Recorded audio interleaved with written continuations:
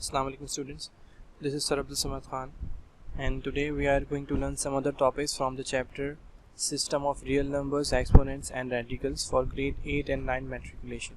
So let's get started. Example number 1.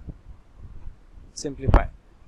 Okay, in this question we clearly see that there is a negative power given, and the rule for the negative power is that when we have given the negative power, so we need to reciprocal the value inside the bracket. Okay, that means the numerator will become a denominator and the denominator will become a numerator, and then this power will become a positive one.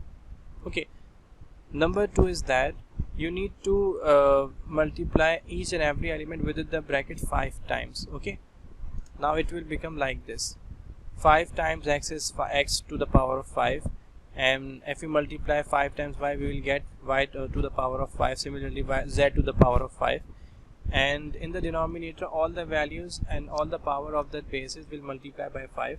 So 3 will contain power 5, and a will contain 3 times 5, b will contain 2 times 5, and c will contain 6 times 5.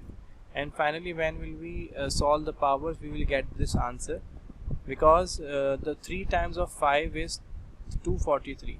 It means 3 times 3 times 3 times 3 times 3, and 3 times 5 is 15. The power of a will become 15, and 2 times 5 is 10, so the power of b will become 10, and 6 times 5 is 32, so the power of c will become 30. And this is our final answer for this question. Example number 2. Okay, in this case we have given a positive power, so we just need to multiply each and every value within the bracket twice. But first of all, if we see that there the number 5 and 30 is in the numerator and 5 is in the denominator, so we know that both the values can be cancelled by the table of 5.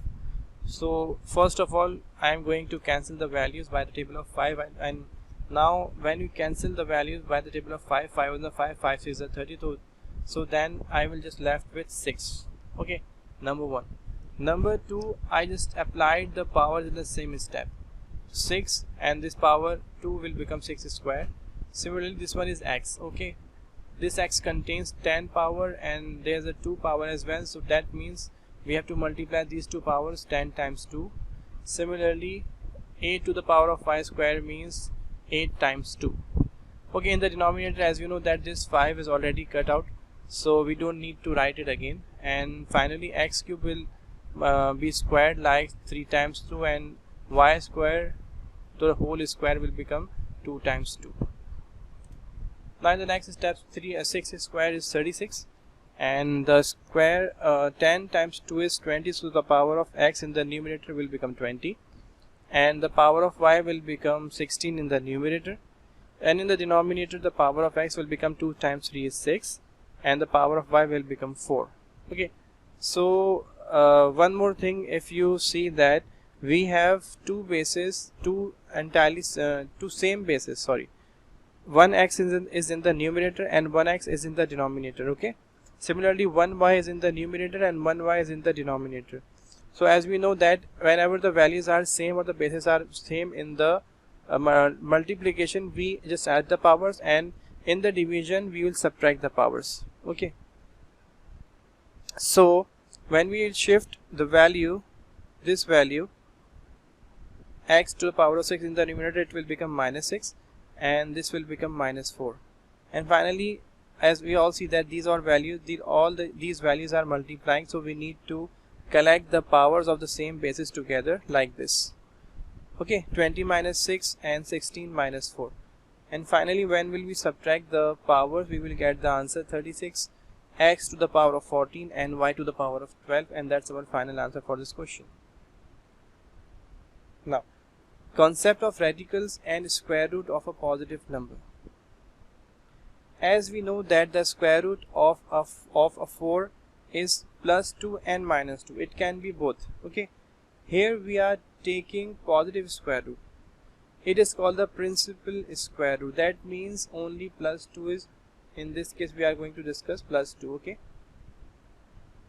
In general, for a positive real number q, the square root of q will be like this, square root of q. Okay, it can be any real number.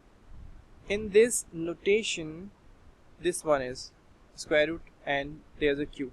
In this notation, this sign, the sign of root, is called the radical sign and q is called the radicand. You need to remember this thing, that this sign of root is actually known as the radical sign, and the value which is written inside the or under the square root sign is known as the radicand sign. Okay. Example number 3. Okay, in this example, we have given two root values and they are multiplying with each other, and we have asked to find out the solution and simplify this statement. So what we need to do, we know that when two square root or two roots are multiplying with each other, we can collect values, two or more values in the same square root like this, in one single square root. Okay, now just take the LCM of 8 and 12. We know that the LCM, the factors of 8 are 2 times 2 times 2, that means there are 3 factors of 2, and the factors of 12 are 2 times 2 times 3, that means there are 2 factors of 2 and 1 factor of 3, like this. Okay, now the rule to solve the square root is that whenever there is a same pair, we just take out one value So if we see that this pair is same and this pair is same, we can say that two pairs of number 2 are same. So we just take these two values outside, and the values that are not making the pairs, we will write those values inside the root value. Okay, now multiply the values. 2 times 2 is 4, and inside the square root we have 2 times 3. 2 times 3 is 6, and this is our final answer, because we are not allowed to solve this statement further. Okay, now example number 4. Example number 4 states that, okay, we have given two root values and we have asked to add them. So we need to understand one more thing, and the thing is that you are just allowed to add the root values if and only if the values inside the root value are same. For example, if we have given under root 3 and over here if it would be under root 2, then we are not allowed to add those values, because the numbers or the values which are written inside the root value, inside the root sign, is not same. Okay, but in this case we see that these two values are exactly same. The value which is written inside the radical sign is actually same, so that means we can add these values. Okay,